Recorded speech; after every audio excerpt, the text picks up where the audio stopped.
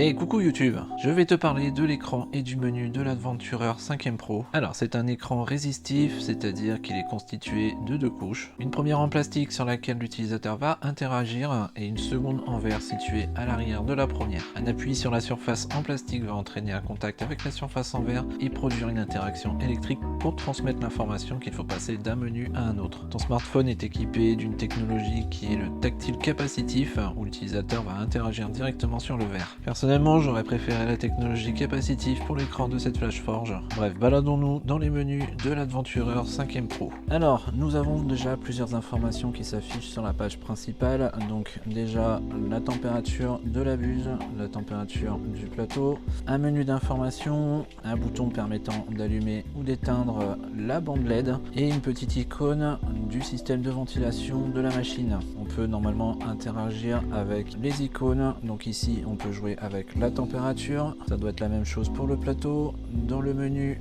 d'information, nous avons plusieurs choses qui viennent à l'écran, donc le modèle de l'imprimante, le volume d'impression, le firmware, le numéro de série, le temps d'impression, l'usage du filament, l'adresse IP, l'adresse MAC, la mémoire disponible sur l'imprimante et deux autres informations, j'avoue que je ne sais pas trop à quoi elles correspondent. Alors le menu suivant, il s'agit des fichiers stockés directement sur l'imprimante. Donc si vous avez vu ma vidéo précédente, j'ai lancé un Kali Dragon donc à partir du logiciel Flash Print 5, donc il s'est retrouvé directement stocké sur la mémoire de l'imprimante. On a également différents fichiers qui ont été fournis par le constructeur en guise d'essai. On peut y accéder également au port USB, donc là il y a une clé USB de montée avec les différents dossiers. C'est la clé qui a été filée par FlashForge, donc on y retrouve manuel d'utilisation, les fichiers de test, on a plusieurs fichiers de test, le logiciel et le guide rapide d'utilisation. Troisième menu, donc c'est le chargement du filament. On a d'abord le chargement, on nous explique comment faire. On a le changement de bobine. Même chose, on peut sélectionner le type de filament qu'on souhaite, donc du PLA, du PETG, du TPU, etc. Et enfin, quelques astuces d'utilisation de la buse d'impression. Alors j'ai mis le menu en anglais parce que la traduction française bien faite, il y a quelques lacunes. Et donc voilà, et puis j'essaye de travailler un petit peu mon anglais aussi. Nous avons ensuite le menu des paramètres. Donc ici c'est la position de la buse, donc on peut jouer avec celle-ci. On peut la bouger de 10 mm, de 50 mm ou de 100 mm. Alors tant que la buse n'a pas fait une position home, on ne peut pas la bouger plus que ça. On a un message qui nous dit de faire un home en premier. Donc le home, le bouton se trouve ici. Le petit cadenas permet de débloquer les moteurs pour pouvoir bouger la buse et le plateau manuellement. Voilà, donc là on peut s'amuser avec le plateau. Le deuxième sous-menu étant le Wi-Fi. L'imprimante est pourvue d'une carte Wi-Fi qui nous permet donc de la rattacher à notre réseau. Donc plusieurs réseaux de disponibles. Le réseau Ethernet, si vous branchez votre imprimante directement sur un routeur, vous pouvez donc activer le réseau Ethernet. Le hotspot, quelquefois vous auriez des points d'accès Wi-Fi gratuits aux alentours, vous pouvez la connecter dessus. Et enfin un menu qui permet de fixer l'adresse IP de l'imprimante. Menu suivant, le cloud. Alors je n'ai pas encore vu comment ça fonctionnait, donc j'imagine que c'est pour accéder au cloud de FlashForge. Un menu permettant de faire un leveling du plateau ainsi qu'un test de vibration. Un menu pour le système d'aération de la machine. Alors comme je vous l'ai dit, elle est pourvue d'un système d'aération vers l'intérieur et vers l'extérieur, donc vous pouvez faire mumuse avec les deux paramètres.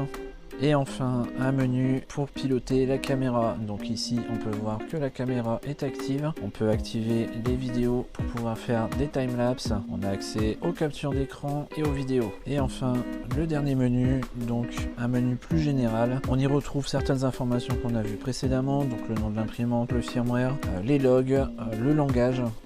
Vous pouvez sélectionner divers choix au niveau du langage et comme vous le constatez, le français est présent. On a la possibilité de faire un reset d'usine et enfin la licence d'utilisation. L'imprimante, quand elle s'allume ou qu'elle termine une impression, émet un petit son que vous pouvez activer ou désactiver.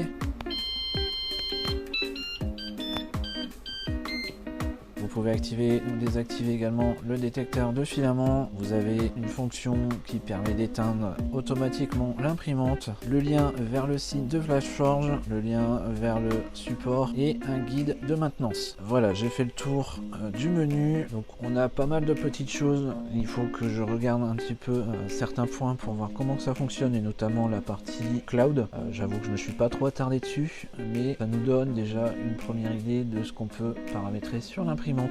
Alors je me suis intéressé au cloud du Flashforge. Je me suis créé un compte.